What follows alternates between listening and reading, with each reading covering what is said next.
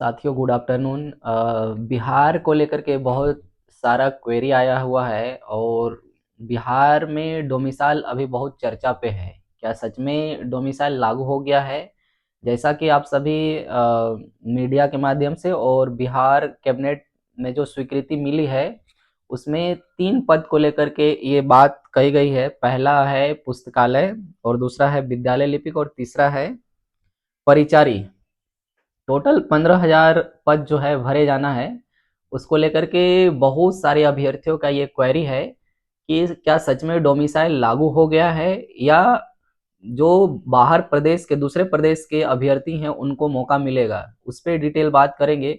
और अभी जो बिहार सरकार ने 2 जुलाई से एक फॉर्म स्पेशल एजुकेटर जो जो लोग स्पेशल एजुकेशन के तहत DELED किए हुए हैं या उसमें बीएड किए हुए हैं, जो हैंडीकैप्ड बच्चे हैं, उनके लिए ये स्पेशल एजुकेटर की बहाली निकाला गया है बिहार सरकार के तरफ से। और उसमें डोमिसाइल का कहीं जिक्र नहीं है।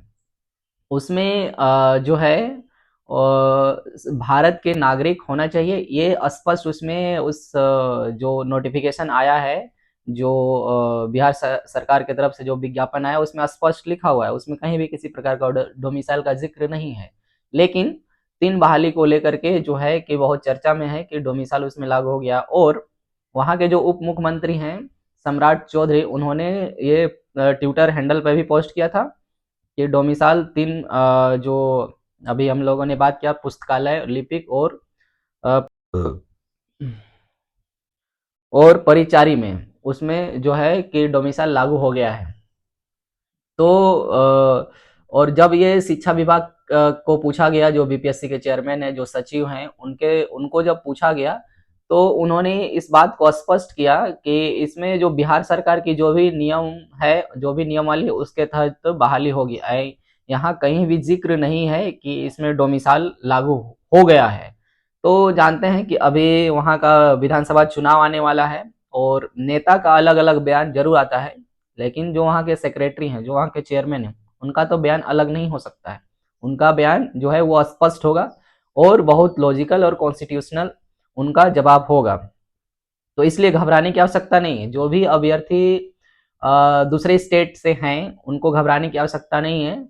वो आप अनरिजर्व कैटेगरी में बिल्कुल भर सकते हैं। कोई भी फॉर्म आएगा तो आप देख लीजिएगा। हमने लाइव सेशन किया था, उसमें भी ये बात को कहा था। लेकिन फिर दूसरे दिन ही क्या है कि वो न्यूज़पेपर के माध्यम से आया कि जो अनरिजर्व कैटेगरी में जो भी सीट है वो दूसरे प्रदेश के अभ्यर्थी भर सकते हैं। इसलिए बहुत ज़्यादा घबराने की आवश्यकता नहीं है। ये नेता का बात है और नेता जानते हैं चुनाव के अकॉर्डिंग वो अपना बयान जारी करते हैं। इसलिए नेताओं की बातों का उतना ही महत्व है जितना अभी बरसात जो आप देख रहे हैं, बाढ़ आ रही है। तो जब प्रॉपर बरसात आती है तो उस समय पता चलता है कि कितनी बारिश हुई। अभी क्या है कि अभी मानसून स्टार्ट हुआ है, तो इसलिए नेता का कहना और जो तार्किक है, जो कॉन्स्टिट्यूशनल है, वो तो होगा। लेकिन पूर्ण रूप से 100% लागू कर देंगे ये कतई पॉसिबल नहीं है, क्योंकि बिहार ऐसा राज्य है और उत्तर प्रदेश ऐसा राज्य है कि कहीं वहाँ पे 5th शेड्यूल और 6th शेड्यूल का जिक्र नहीं है। वो कोई 5th शेड्यूल का राज्य नहीं है, 6th शेड्यूल का राज्य नहीं है कि उसको 100% लागू किया जा सकेगा। इसलिए आपको घबराने की आवश्यकता नहीं है। आप तैयारी करते रहिए, अपने अपना जो तैयारी है उसको कांस्टेंट बरकरार रखिए और जो भी बहाली आएगी, जो भी अपडेट होगा, वो आप सबके साथ साझा करेंगे। अभी के लिए इतना ही। शुक्रिया, आप सभी का बहुत बहुत धन्यवाद।